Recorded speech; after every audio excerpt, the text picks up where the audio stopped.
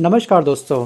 पहले कनाडा, फिर पनामा नहर, उसके बाद ग्रीनलैंड और अब मैक्सिको की खाड़ी की चाहत। जी हाँ, दुनिया के सामने रख बैठे हैं डोनाल्ड ट्रंप। आखिरकार डोनाल्ड ट्रंप चाहते क्या हैं? जी हाँ, अखंड अमेरिका का सपना शायद इस समय डोनाल्ड ट्रंप देख चुके हैं। सो गाइस, आपको याद होगा कि 20 जनवरी को डोनाल्ड ट्रंप अमेरिका के राष्ट्रपति के रूप में शपथ लेने वाले हैं। और दोस्तों, जब से ये नवनिर्वाचित राष्ट्रपति बने हैं अमेरिका के, तब से लेकर के अब तक लगातार दोस्तों इनकी टीका टिप्पणी ऐसी ऐसी आ रही है जो वैश्विक स्तर पर, जी हाँ, दुनिया की टेंशन और भी अधिक बढ़ा रही है। जी हाँ, कभी दोस्तों ये हमको धमकी दे देते हैं टैरिफ को लेकर के कि हम आपके टैरिफ को 100% इंक्रीज कर देंगे अगर आप, जी हाँ, ब्रिक्स देश, तमाम देश अगर अपनी सेपरेट करेंसी लॉन्च करते हैं तो। जी हाँ, आपको याद होगा कि किस तरह से ब्रिक्स देशों ने हम सब ने मिल करके अपनी एक सेपरेट करेंसी लॉन्च करने का थोड़ा सा प्रयास करने की सोची थी। जी हाँ, इंप्लीमेंट नहीं करी थी। उसी के बाद उसने एक धमकी दी थी कि अगर आप अपनी करेंसी लॉन्च करोगे, डॉलर में व्यापार नहीं करोगे, तो मैं आपके टैरिफ को 100% कर दूंगा। तो उसके बाद से लगातार आप देख रहे हो कि अमेरिका में क्या हालत चल रही है। लगातार वहाँ से ले ऑफ चल रहा है। एक बहुत बड़ी संख्या में दोस्तों इंडियंस वापस इंडिया में आ रहे हैं अमेरिका से। मतलब कि अमेरिका का अंदर से जितने भी भारतीय रह रहे हैं उनकी हालत काफ़ी अब खराब हो चुकी है। तो बस ध्यान रखिएगा कि इस समय अमेरिका लगातार अपनी स्टेटमेंट जारी करते रह रहा है और अपने देश को सशक्त बनाने का, जी हाँ, शपथ लेने से पहले ही डोनाल्ड ट्रंप अपने एक्शन लेने अब स्टार्ट कर चुके हैं। अमेरिका के नवनिर्वाचित राष्ट्रपति डोनाल्ड ट्रंप अमेरिका को भौगोलिक रूप से भी महान बनाने की योजना अब बना चुके हैं। उनकी महत्वाकांक्षाएं ग्रीनलैंड को खरीदने के लेकर के और पनामा नहर पर कंट्रोल वापस लेने को लेकर के, कनाडा को अमेरिका में शामिल करने को लेकर के और मैक्सिको की खाड़ी का नाम बदलने के लिए सेना उतारने तक इनकी महत्वाकांक्षा पहुंच चुकी है। जी हाँ, इनके मुताबिक, मतलब कि ट्रंप के मुताबिक, अगर ये सब हो गया बड़ी आसानी से तो अमेरिका दुनिया का सबसे बड़ा देश बन जाएगा। अब आप बोलोगे सर वो तो ऑलरेडी बड़ा देश है, लेकिन नहीं दोस्तों, अमेरिका को भी कहीं ना कहीं खतरा है। जी हाँ, कहते हैं ना कि हर किसी का एक फादर होता है, जी हाँ, एक डर होता है। तो इस देश को भी एक डर है दोस्तों। वो देश है आपका चाइना। इस समय चाइना और अमेरिका के बीच में बहुत बड़ा कहीं ना कहीं शीत युद्ध चल रहा है। अभी से नहीं बल्कि एक लंबे समय से। तो दोस्तों ये शीत युद्ध वास्तविक रूप से वहीं पर भस्म हो जाएगा, खत्म हो जाएगा, या फिर शीत युद्ध एक बहुत बड़े युद्ध में तब्दील होगा, ये बताएगा आने वाला वक्त। मैं ऐसा क्यों बोल रहा हूँ मैं आपको बताऊंगा अभी चंद मिनट बाद। इस वीडियो के साथ में आप लोग अंत तक बने रहिएगा। तो गाइस, पहले भी आपको याद होगा कि ट्रंप ऐसी कई बार अपनी मांग उठाते रहे हैं, लेकिन उस समय ये पावर में नहीं थे। जी हाँ, जो बाइडेन की सरकार थी, लेकिन अब इनके पास ये पावर आ चुकी है। अब अमेरिका राष्ट्रपति पद संभालने जा रहे हैं। जी हाँ, जो डोनाल्ड ट्रंप है ये अमेरिका का राष्ट्रपति पद संभालने जा रहे हैं। और ट्रंप की दोस्तों ये बातें अब मजाक में हम लोग नहीं ले सकते हैं। ध्यान रखिएगा कि लगातार इस तरह की स्टेटमेंट है तो इनके पीछे, जी हाँ, माइंड में इनके एक बहुत बड़ी साजिश चल रही है। तो गाइस, वास्तविक रूप से इन्होंने अपने मैनिफेस्टो में ये भी कहा था कि अमेरिका फर्स्ट। जी हाँ, ये सबसे पहले अमेरिका को देखेंगे, बाद में, जी हाँ, अन्य देशों का शायद ये सहयोग करेंगे। लेकिन अमेरिका फर्स्ट के चक्कर में दोस्तों जो इंसानियत है, जो अन्य पड़ोसी देशों के लेकर के जो इनके दायित्व हैं, उसको कहीं ना कहीं अब नज़रअंदाज कर रहे हैं। आपको दोस्तों याद होगा कि अमेरिका के अंदर 19 इंडियन कंपनियों को बैन कर दिया गया था। एक बहुत बड़ी संख्या में इंडियंस लोगों को, जी हाँ, वापस इंडिया में आना पड़ा था। इस समय दोस्तों अमेरिका में इंडियंस रह रहे हैं ना, उनको कहीं ना कहीं एक बहुत बड़ा डर सता रहा है। जी हाँ, उनकी जॉब जाने को लेकर के। तो सबको मालूम होगा कि कितनी ईजिली वीज़ा मिल जाता था, जी हाँ, अमेरिका में जाने को लेकर के, लेकिन अब वीज़ा को भी बहुत अधिक टाइट कर दिया गया है।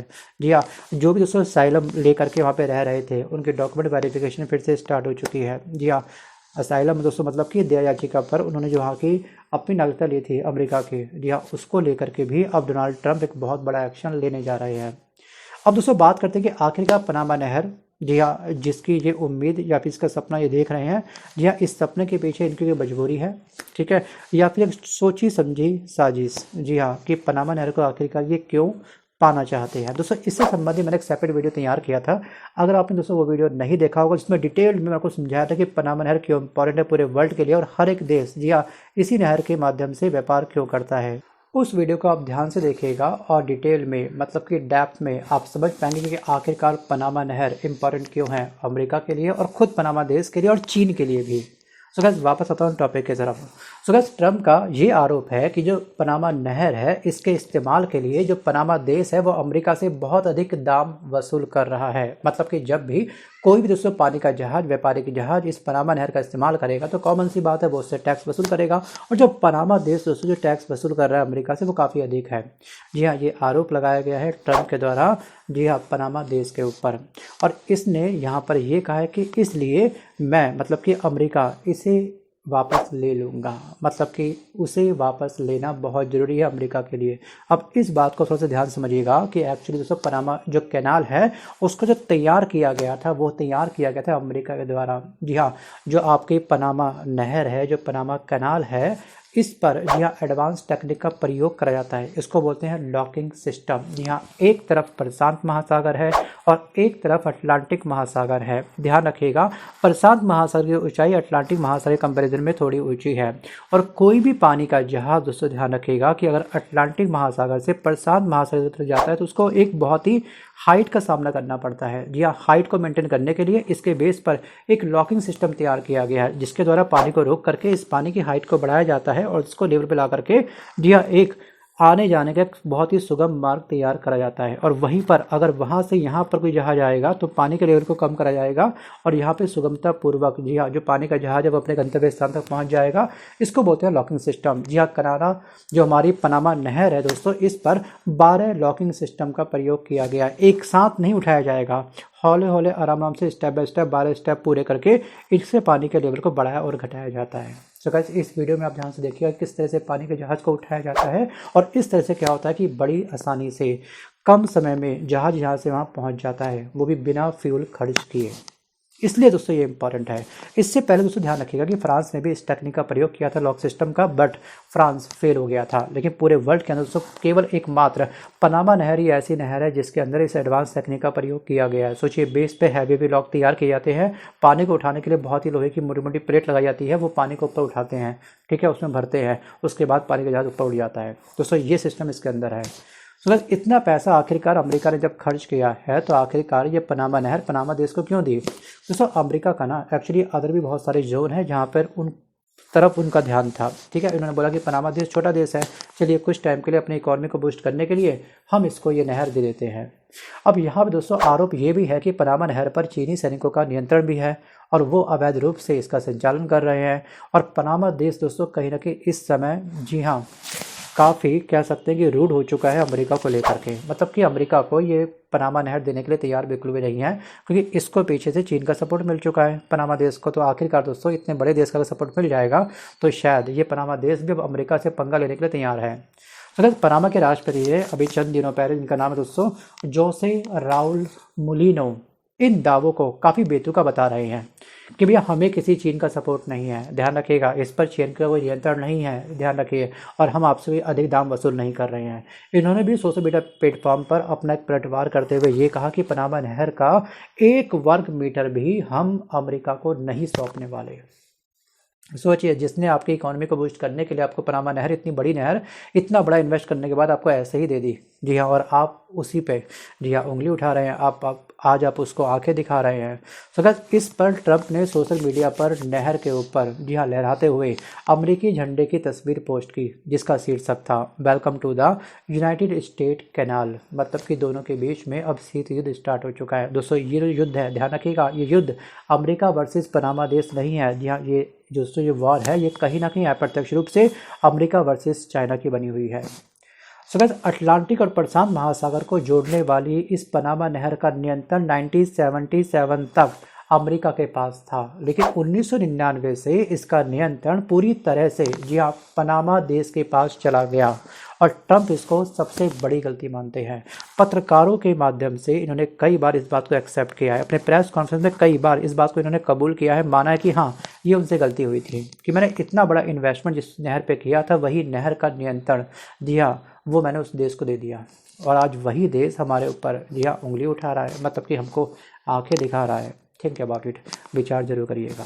जी आखिरकार इस तरह की नेकी जो अमेरिका ने कही, क्या वास्तविक रूप से ये इसकी सबसे बड़ी गलती थी? क्या वास्तविक रूप से आने वाले समय में जी हाँ शांति के टेबल पर बैठ करके ये लोग बात करेंगे और आसानी से पनामा देश, क्या पनामा कनाल का जो अधिकार है वो अमेरिका को सौंप देगा? आपको क्या लगता है? बात करते हैं कि आखिरकार जो अमेरिका के नवनिर्वाचित राष्ट्रपति है डोनाल्ड ट्रंप, ग्रीनलैंड को क्यों खरीदना चाहते हैं? जी हाँ, ये मजबूरी है, एक डर है या फिर एक सोची समझी साजिश है। सो गाइस, ट्रंप ने अपना ये तर्क दिया है अपने प्रेस कॉन्फ्रेंस में ग्रीनलैंड को लेकर के कि ग्रीनलैंड की तमाम जगह जो भी वर्तमान में है, इसकी एक एक कोना कोना की चप्पा चप्पा यहाँ पर रूसी जहाज चलते हैं, चीनी जहाज है, इन सभी जहाज़ों की निगरानी के लिए मैं इस द्वीप को खरीदना चाहता हूँ। और दोस्तों, ये जो द्वीप है, जो ग्रीनलैंड द्वीप है, ये मेरे लिए बहुत इंपॉर्टेंट है और मैं फ्री में वर्ल्ड की रक्षा की बात कर रहा हूँ। सोचिए, इन्होंने निशाना साध दिया है रूस के ऊपर भी और चीन के ऊपर भी, मतलब कि इन दोनों देशों से अन्य देशों का भी खतरा है, तो मैं उनको सिक्योर करने के लिए मैं इस द्वीप को खरीदना चाहता हूँ। सोचिए, अब दोस्तों चर्चा ये भी हो रही है कि 20 जनवरी को जब ये शपथ लेंगे, जब ये ऑफिशियली, जी हाँ, पूरा का पूरा अधिकार अमेरिका का अपने हाथ में ले लेंगे, सभी के सभी जो डिसीजन है अपने हाथ में ले लेंगे, उसके बाद जी हाँ, ग्रीनलैंड पर ये सबसे पहले अपना अधिग्रहण करने वाले हैं, ऐसा कयास लगाया जा रहा है। कि दोस्तों, ग्रीनलैंड में ना प्राकृतिक संसाधन काफ़ी भरे हुए हैं, मतलब कि यहाँ पर ऐसे ऐसे प्राकृतिक संसाधन पाए जाते हैं जो अमेरिका के इकोनॉमी को काफ़ी बूस्ट करेंगे। सो गाइस, मुझे अभी इकोनॉमी से एक बात और याद आई है कि इंडिया की जीडीपी इस बार 2025 में 6.4 रहने वाली है, मतलब कि धड़ाम से हमारी जीडीपी इस बार गिरने वाली है। ये दोस्तों डाटा जारी किया है एनएसओ ने, और ये हमारे लिए बहुत बड़ी टेंशन की बात भी है। अब दोस्तों, जीडीपी हमारी और अधिक गिरेगी या फिर और अधिक उभरेगी, वास्तविकता चलेगी पता आने वाले समय में दोस्तों। लेकिन ध्यान रखिएगा कि एनएसओ ने जो डाटा जारी किया है वो अक्कड़ बक्कड़ खेल करके, चिड़िया उड़ी खेल करके या फिर लूडो खेल के जारी नहीं होता है। जी हाँ, बहुत बड़े बड़े अर्थशास्त्री इसमें बैठते हैं। जी हाँ, हमने अब तक कितना प्राप्त किया है, हम कितने दोस्तों राजकोषीय घाटे में, हर बात को ध्यान में रखते हुए ये डाटा तैयार होता है। तो इस बार दोस्तों हमारी जीडीपी है काफ़ी डाउन है लास्ट ईयर के कंपैरिजन में। वापस आता हूँ टॉपिक की तरफ, ठीक है, बात करते हैं ग्रीनलैंड के बारे में। अब यहाँ पे दोस्तों ट्रंप ने अपनी स्पीच दे डाली, ठीक है, अपना निशाना साध दिया, अपना जो तर्क था वो प्रस्तुत कर दिया, और वहीं पर ग्रीनलैंड के जो पीएम है जिनका नाम है म्यूट ईगा, इन्होंने भी साफ साफ ये कह दिया है अमेरिका को कि ग्रीनलैंड हमारा है। जी हाँ, और वो बिकाऊ नहीं है। जी हाँ, ग्रीनलैंड डेनमार्क का दोस्तों एक बहुत बड़ा हिस्सा है। ध्यान रखिएगा कि ग्रीनलैंड पर डेनमार्क का आधिपत्य है, और डेनमार्क ने भी कहने के साथ साथ बोल दिया है कि भैया भूल जाओ इसको आप लोग, ठीक है, क्योंकि हम बिकाऊ नहीं हैं। वहीं दोस्तों, राष्ट्रपति के रूप में पहले कार्यकाल में आपको याद होगा 2019 में ट्रंप ने आर्कटिक के इस द्वीप को खरीदने की इच्छा जताई थी, ठीक है। ग्रीनलैंड जो द्वीप है वो कहाँ पर है, आर्कटिक में है, राइट। और यहाँ पर पिछले महीने ट्रंप ने डेनमार्क में अमेरिकी दूत को, जी हाँ, नामित करते हुए ग्रीनलैंड को खरीदने का मुद्दा उठाया था, जी हाँ, जिसे फिलहाल ग्रीनलैंड ने उस समय खारिज कर दिया था। बट दोस्तों, कभी कभी ना कुछ जो पैतरे होते हैं वो बिछाए जाते हैं। कहते हैं ना कि जो चेस होता है, ठीक है, चेस में अपनी पारियाँ चली जाती है, ठीक है, राजा को घेरने के लिए अलग अलग तरीके से बाजी चलती है, चक्रव्यूह मतलब तैयार किया जाता है। तो वैसे दोस्तों अमेरिका ना कई बार ऐसा कर चुका है, कई द्वीप को पहले खरीद चुका है, जो दोस्तों द्वीप बिकने के लिए तैयार नहीं थे उनको बेचने के लिए मजबूर कर चुका है कई बार, ठीक है, अमेरिका। वो ये राष्ट्रपति नहीं थे उस समय, ट्रंप के अलावा दूसरे कोई राष्ट्रपति थे। और अमेरिका के अंदर जितने भी राष्ट्रपति रहे ना, हर एक के अंदर थोड़ा बहुत तो ये चालाकी देखने को मिलती है, चाहे दोस्तों वो जो बाइडेन हो या फिर अन्य तमाम जितने भी राष्ट्रपति क्यों ना हो। लेकिन डोनाल्ड ट्रंप के अंदर दोस्तों ये वाली जो बात है ना, ये जो खूबी है वो काफ़ी अधिक है। और मैनिफेस्टो में इन्होंने वैसे भी कहा है कि अमेरिका फर्स्ट, जी हाँ, मैं सबसे पहले अमेरिका का विकास करूँगा, बाकी फिर अन्य देशों के बारे में सोचूंगा। दोस्तों ये बात काफ़ी सही भी है। जी हाँ, झाड़ू की शुरुआत हमेशा अपने घर से होती है। जी हाँ, सफाई की शुरुआत हमेशा क्या होती है, अपने घर से होती है, ठीक है। आप दूसरे को अपनी चद्दर काट के दे रहे हो, ठीक है, दान पुण्य कर रहे हो, कई लाखों करोड़ रुपए बांट रहे हो, लेकिन अपने ही देश के लोग भूखे मर रहे हैं, जी हाँ, रोटी के लिए तरस रहे हैं। गल्फ ऑफ मैक्सिको पर आखिरकार ट्रंप की नज़रें क्यों हैं, अब समझते हैं इस बात को। सो गाइस, डोनाल्ड ट्रंप ने यह कहा है कि हम गल्फ ऑफ मैक्सिको का नाम बदल करके गल्फ ऑफ अमेरिका करने जा रहे हैं। जी हाँ, ये कितना अच्छा नाम है, जी हाँ, यही नाम सही है।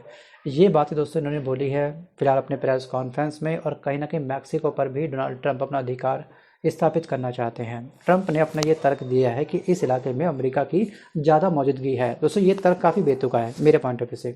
अमेरिका के दोस्तों जो राष्ट्रपति डोनाल्ड ट्रंप हैं, उन्होंने ये बोला कि इस इलाके में सबसे ज़्यादा एक्टिविटी अमेरिका लोगों की होती है, इसलिए दोस्तों ये जगह अमेरिका की है। और दोस्तों आने वाले समय में जी हाँ, हमारे जम्मू कश्मीर के अंदर दोस्तों कहीं ना कहीं ये मुस्लिम धर्म के लोग ये ना बोल जाएंगे कि ठीक है यहाँ पर मुस्लिम आबादी काफ़ी अधिक है तो पाकिस्तान ये एरिया दे दो पाकिस्तान को। दोस्तों ये कोई लॉजिक है नहीं वैसे इनका। और बहुत जल्द ही किसी तारीख को गल्फ का नाम बदलने की घोषणा की जाएगी। हालांकि दोस्तों उन्होंने ये नहीं बताया कि वो गल्फ ऑफ मैक्सिको का नाम कैसे बदलेंगे। जी हाँ, इसको खरीद लेंगे, जी हाँ, इसको प्यार से समझाएंगे, या फिर इसके ऊपर जी हाँ तीखा वार करेंगे। दोस्तों एक्चुअली गल्फ ऑफ मैक्सिको को अक्सर अमेरिका का तीसरा तट कहा जाता है दोस्तों, क्योंकि ये खाड़ी अमेरिका के 5 राज्यों से सटी हुई है। जी हाँ, 5 अमेरिका के ऐसे राज्य हैं जो इस तट से लगे हुए हैं। राइट। ऑल्सो कभी भी किसी भी देश को अपनी सिक्योरिटी प्राप्त करनी है तो सबसे पहले अपनी जो बाउंड्री एरिया है, जो अपना बॉर्डर है, उसको सिक्योर कर लो। अगर भी आम इंसान भी किसी खुली जगह पर अपना कोई प्लॉट लेता है तो सबसे पहले उसकी बाउंड्री तैयार करता है कि कोई दूसरा व्यक्ति आकर के उस पर अपना अधिकार स्थापित ना कर ले, वहाँ पर अपना कोई घर वगैरह बनाना ले, अपना कोई तंबू ना गाड़ ले। राइट। तो गैस वैसे ही देशों के साथ में भी होता है। तो सबसे पहले हमारे बॉर्डर काफ़ी सिक्योर होने चाहिए, हमारे यहाँ किसी अन्य देश के क्यों ना हो। तो गैस अब बात करते हैं कि आखिरकार ये जो डोनाल्ड ट्रंप है, इन्होंने कनाडा पर अपनी जो इच्छा है वो क्यों जताई है। तो गैस ट्रंप ने मंगलवार यानी कि बीते कल के दिन अमेरिका का एक नया नक्शा जारी किया था सोशल मीडिया प्लेटफॉर्म के माध्यम से, जिसमें कनाडा को अमेरिका के 91 राज्य के रूप में दिखाया गया है। और कुछ घंटों पहले ही ट्रंप ने ये कहा था कि कनाडा को जी हाँ अमेरिका में मिलाने के लिए जी हाँ आर्थिक बल का प्रयोग करने से भी वो हिचकेंगे नहीं। मतलब कि आर्थिक बल क्या है, मतलब कि उस देश के ऊपर टैक्स इतना लगा देंगे कि उसको अपने आप ही क्या कर देंगे, वीक कर देंगे ये टैक्स के माध्यम से। तो अगर ध्यान रखिएगा कि अगर डॉलर का प्राइस लगातार बढ़ते बढ़ते जाए, आप अगर हम देखें अपने देशों के बारे में तो ब्रिक्स देश जी हाँ उसी डॉलर के अमाउंट पर अपना व्यापार करेंगे। तो इस डॉलर पर जो अपना व्यापार करते हैं ना, ऑलरेडी हमको एक बहुत बड़ा घाटा होता है। और यही हमारा विचार था कि हम अपने पांचों देश अपने आपस में एक सेपरेट करेंसी लॉन्च कर देंगे, उसी के अंदर अपना व्यापार करेंगे। तो हम डॉलर में व्यापार जो करते हैं जिससे हमको बहुत बड़ा हानि होती है तो वो हम हानि से बच सकते हैं। लेकिन अब हमारी जो बातें हैं ना वो ठंडे बस्ते में जा चुकी है, क्योंकि हम सभी से भी पाँचों देश थोड़ा सा डर चुके हैं अमेरिका से कि टैरिफ अगर इसने 100% कर दिया तो हमको एक बहुत बड़ा जी हाँ हट जाना भुगतना पड़ सकता है इस चीज़ का। तो सबसे अच्छा ये रहेगा कि अपनी जो हमारी उम्मीदें थी अपनी करेंसी लॉन्च करने के लिए हम वो छोड़ देते हैं। तो अब यहीं पर कहीं ना कहीं प्रत्यक्ष या अप्रत्यक्ष रूप से अमेरिका ने जी हाँ कनाडा को धमकी दे दी है कि अगर आप जी हाँ ऐसा नहीं करोगे तो हम आपको टैक्स के माध्यम से जी हाँ वीक करने का प्रयास करेंगे, आपको तोड़ने का प्रयास करेंगे। सो कनाडा वही देश है जो आपको मालूम होगा कि यहाँ पर निज्जर की जो हत्या हुई थी उस हत्याकांड का पूरा जो ढीकरा था कनाडाई पीएम ने हमारे सर पर फोड़ा था। तो मैं बात कर रहा हूँ पीएम ट्रूडो के बारे में। जी हाँ कनाडा के पीएम कौन है, ट्रूडो है ना। इनकी पार्टी ने एक्स पर तस्वीर पोस्ट की जो स्पष्ट रूप से उन क्षेत्रों के बीच अंतर दिखाती है साफ साफ कि अमेरिका का हिस्सा कौन सा है और कनाडा का हिस्सा कौन सा है। मतलब कि अमेरिका का हिस्सा कौन सा और अमेरिका का कौन सा हिस्सा नहीं है। जी हाँ यहाँ पर पलटवार कर दिया। और दोस्तों यहाँ पे एक चीज़ और, यहाँ पे जो मैं आपको डिस्कस कर रहा था निज्जर के बारे में, तो निज्जर हत्याकांड के आरोपी ठीक है जितने भी भारतीय थे उनको अब जमानत मिल चुकी है। जी हाँ इसमें आपके कर्ण बराड़ थे, ठीक है, कमलप्रीत सिंह सेकंड का नाम है और तीसरे का नाम है कर्णप्रीत सिंह और फोर्थ का नाम है अमनदीप सिंह। ठीक है इन चारों को अब जमानत मिल चुकी है। तो ये कनाडा की जेल में दोस्तों इस समय कैद थे और फाइनल दोस्तों अभी जी हाँ ये अब बाहर आ चुके हैं जमानत पर। सो गैस लगातार ट्रूडो ने किस तरह से वैश्विक स्तर पर हमारी छवि काफ़ी ख़राब करी थी आपको याद होगा। लगातार टीका टिप्पणी करी है कि निज्जर की हत्या के पीछे इंडिया का हाथ है, ठीक है, इंडिया की रॉ का हाथ है, सीबीआई का हाथ है। मतलब कि जो हमारी पूरी डिफेंस है केवल बस इसकी एक हत्याकांड को रचने के लिए पीछे लग गई थी। इस तरह के इसने आरोप लगाए थे। अब दोस्तों कनाडा के जो पीएम है जस्टिस ट्रूडो ने बुधवार यानी कि बीते कल के दिन ये कहा है कि विलय की कोई गुंजाइश नहीं है। मतलब कि कनाडा जो है अब अमेरिका से हाथ नहीं मिलाएगा, विलय नहीं हो सकता। और दोस्तों यहाँ पर उनकी विदेश मंत्री दोस्तों का नाम है मेलानी, आपको याद होगा मेलानी जोली ने जी हाँ ये कहा है कि हमारा देश ऐसी धमकियों से डर कर पीछे नहीं हटेगा। मतलब कि अब अमेरिका से ना तो कनाडा डर रहा है, ना एक छोटा सा देश पनामा देश डर रहा है, ठीक है, ना ही ग्रीनलैंड डर रहा है। तो आखिरकार क्या जो अमेरिका देश का दबदबा था वो अब समाप्त हो चुका है। आपको क्या लगता है? वीडियो को पॉज करके आप मुझे कमेंट जरूर करिएगा। सो गाइस अगर आप जी हाँ अमेरिका के राष्ट्रपति होते, अगर आप डोनाल्ड ट्रंप होते तो इन सभी स्थानों को जी हाँ प्राप्त करने के लिए आप कौन से हथकंडे अपनाते? जी हाँ मॉनेटरी बेनिफिट दिखाते उन देशों को तब उसे खरीदने का प्रयास करते, या फिर जी हाँ बल का प्रयोग करते, या फिर आप लोग टैक्स का प्रयोग करते? जी हाँ अपनी राय आप मुझे कमेंट जरूर करिएगा। तो गाइस आज के इस वीडियो में बस करो इतना ही। अब ये बताएगा आने वाला समय कि आखिरकार अमेरिका का दबदबा और अधिक बनेगा या फिर दोस्तों जी हाँ इससे कोई भी नहीं डरने वाला। मिलता हूँ जल्द नए वीडियो के साथ, तब तक के लिए धन्यवाद।